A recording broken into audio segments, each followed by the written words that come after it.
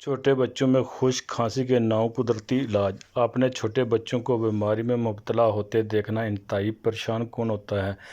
بچوں میں کھانسی کے خاتمے کے لیے درج ذیل گھریلو علاج کے طریقوں کو اپنائیں اور انہیں بہتر محسوس کرنے میں مدد کریں۔ چھوٹے بچوں میں خشک کھانسی کے 9 قدرتی علاج۔ ایک چھوٹے بچے کی کھانسی میں مدد کیسے کریں؟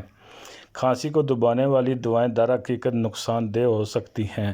یہ کچھ بچوں کو سوتے وقت انتہائی متحرک، سست اور بے چین کر دیتی ہیں۔ کیتھرین ٹام ریزون فارم ڈی نیو یارک شہر کے مونٹیفیور میں چلڈرن ہسپتال میں پیڈیاٹرکس کلینکل فارمیسی مینیجر ہیں۔ ان کا کہنا ہے کہ American academy of paediatrics AAP بتاتی ہے کہ کھانسی کو دبانے والی دوائیں 4 سال سے کم عمر کے بچوں کے لیے غیر محفوظ ہو سکتی ہیں اور آپ کے بچے کے گلے کو مزید خراب کر سکتی ہیں۔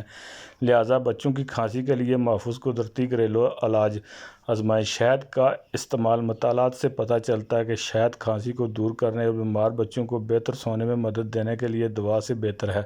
شہد 1 سال اور اس سے زیادہ عمر کے بچوں کے لیے محفوظ ہے اور بچے اسے لے کر خوش ہوتے ہیں کیونکہ اس کا ذائقہ اچھا ہوتا ہے۔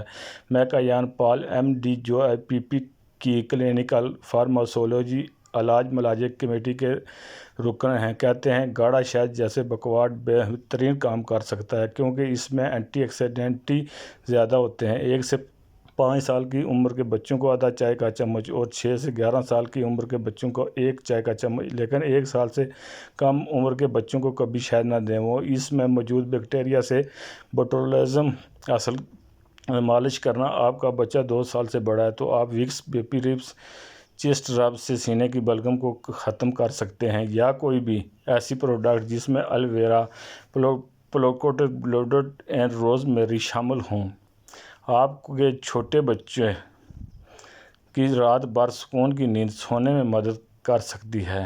چھوٹے بچوں میں خشک کھانسی کا خاتمہ ہو سکتا ہے۔